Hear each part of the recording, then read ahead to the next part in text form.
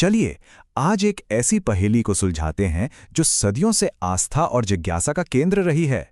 ये कहानी है एक ऐसी नदी की जो दिखाई तो नहीं देती, लेकिन कहते हैं कि वो महसूस होती है। तो शुरू करते हैं अदृश्य नदी सरस्वती की ये यात्रा। इस पूरी कहानी की नींव पता है, एक साधु के इन चंद शब्दों में छिपी है। उन्होंने कहा था, बेटा, कुछ चीजें आंखों से नहीं, दिल से महसूस की जाती हैं। बस ये एक लाइन याद रखिएगा, क्योंकि यही हमें दिखने वाली दुनिया से मन के अंदर की सच्चाई तक ले जाएगी। तो हम पहुंचते हैं पवित्र त्रिवेणी संगम। जरा सोचिए, सुबह का वक्त है, हजारों लोग आस्था की डुबकी लगा रहे हैं। हवा में भक्ति और एक अलग ही तरह की ऊर्जा घुली हुई है। यहां पर गंगा और यमुना का मिलन तो साफ साफ दिखाई देता है। लेकिन इसी भीड़ के बीच एक नौजवान है, रोहन, एक स्टूडेंट। उसकी आंखें सिर्फ भक्ति नहीं देख रही, वो कुछ खोज रही हैं। उसे लग रहा है कि यहां कुछ तो है जो अधूरा है, कुछ मिसिंग है। और यहीं उसके मन में वो सवाल उठता है जो इस पूरी खोज की वजह बनता है। भाई, अगर ये त्रिवेणी संगम है, मतलब 3 नदियों का संगम, तो फिर तीसरी नदी सरस्वती वो कहाँ है? ये सवाल सिर्फ रोहन का नहीं, हर उस इंसान का है जो बस मान लो से आगे जाकर जानना चाहता है। अब साधु की वो रहस्यमयी बात रोहन के दिमाग में घूम रही है। उसकी जिज्ञासा और भी बढ़ जाती है और बस वो तय कर लेता है कि जवाब ढूंढे बिना वो यहां से वापस नहीं जाएगा।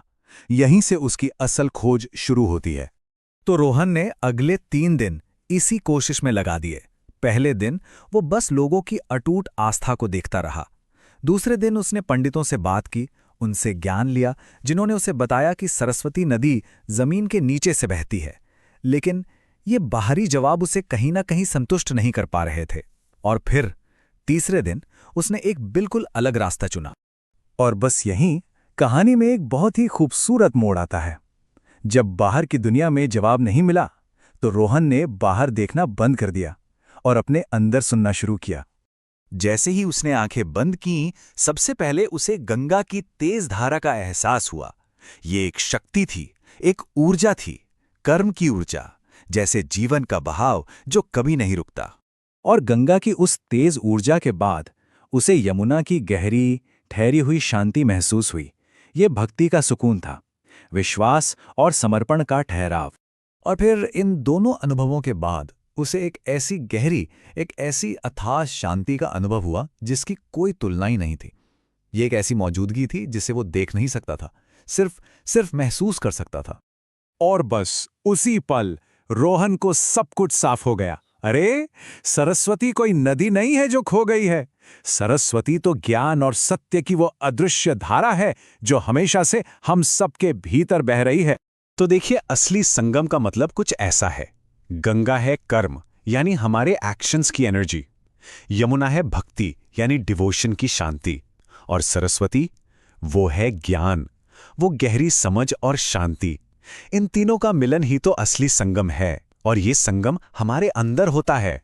इसका मतलब ये हुआ कि बाहर जो त्रिवेणी संगम हमें दिखता है, वो असल में हमारे अंदर मौजूद संगम का एक प्रतीक है। हमारे जीवन में कर्म, भक्ति और ज्ञान का संतुलन, बस यही है असली त्रिवेणी।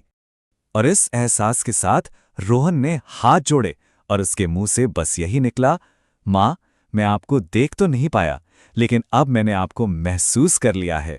उसकी खोज अब पूरी हो चुकी थी।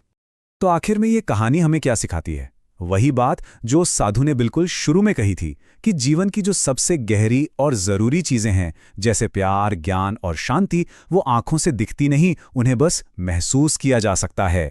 तो चलिए इस कहानी को एक सवाल पर खत्म करते हैं। हमारी अपनी जिंदगी में वो कौन सी सच्चाई है, वो कौन सी सरस्वती है जिसे हम देख तो नहीं सकते, लेकिन हम जानते हैं कि वो है? इस पर सोचिएगा जरूर।